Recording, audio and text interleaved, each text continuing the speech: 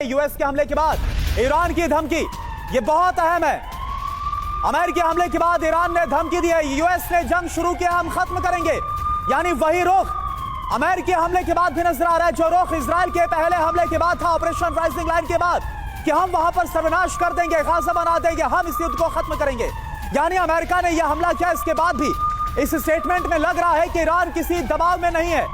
America ने जंग शुरू किया, हम खत्म करेंगे, यह जवाब डोनाल्ड ट्रंप को दिया गया है। डोनाल्ड ट्रंप जिन्होंने अभी संबोधित किया और जो कुछ हुआ उसके लिए सीधा जिम्मेदार ईरान को बताया गया। लेकिन अब ईरान की स्टेटमेंट कि अमेरिका ने जंग को शुरू कर दिया हमारे खिलाफ और अब हम इस जंग को खत्म करेंगे। मनीष बताइए आप कैसी हलचल, इसके बाद क्या हो रहा है इजराइल में?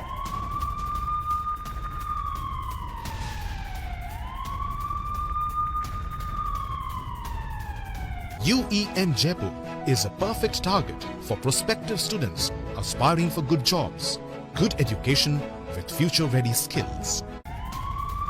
मनीष, आप सुन पा रहे हैं हमें?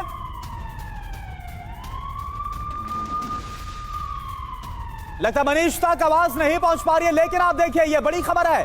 अमेरिकी हमले के बाद ईरान किसी दबाव में नहीं आ रहा। सुधाकर सर, ऐसा लग रहा था डोनाल्ड ट्रंप को एक्सपेक्टेड था कि दबाव आएगा, ये प्रेशर काम करेगा ईरान पर, लेकिन ऐसा तो हो नहीं रहा।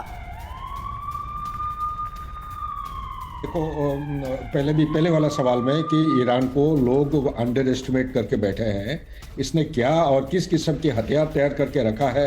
हाइपोसोनिक मिसाइल्स के कोई सारे वेराइटीज हैं।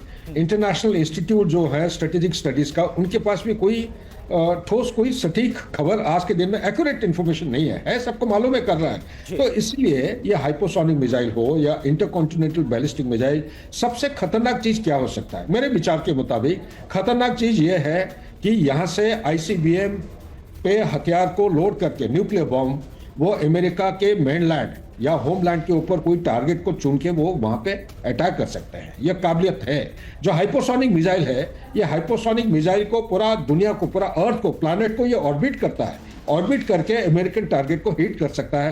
हो सकता है कि एंटी बैलिस्टिक मिसाइल हो सकता है कि उनके हेडक्वार्टर्स हो वॉशिंगटन में। इस किस्म की काबिलियत को रोल आउट करना एक मिलिट्री स्टूडेंट और जियोपॉलिटिकल स्टूडेंट को सही नहीं है। मैं तो कहूंगा वर्स्ट केस सिनेरियो है। ईरान बहुत खतरनाक साबित हो सकता है, तो इसलिए उसकी तैयारी करना विश्व को निहायत आवश्यक है, पर्टिकुलरली अमेरिका और इजराइल। नंबर 2, जो मिडिल ईस्ट के अंदर अमेरिका के 19 कह रहे हैं, मेरे हिसाब से 21 बेसिस है, 21 बेसिस, 2-3 कुछ छुपे हुए हैं वो डिक्लेयर नहीं करते हैं, क्लासिफाइड बेसिस है। चलो आप 19 मान के लीजिए, 19 में से एक बेस को अगर हिट करता है तो अमेरिका ये कहेगा कि ये उनके देश के ऊपर हमला हुआ है, इसलिए वो मुंह तोड़ जवाब देंगे। लेकिन ये सारे करने के बावजूद भी अभी विश्व का आप देखिए जितने एलाइज है, अभी ग्रुप्स बनने शुरू हो गए, जो फर्स्ट वर्ल्ड वॉर से पहले हुआ था।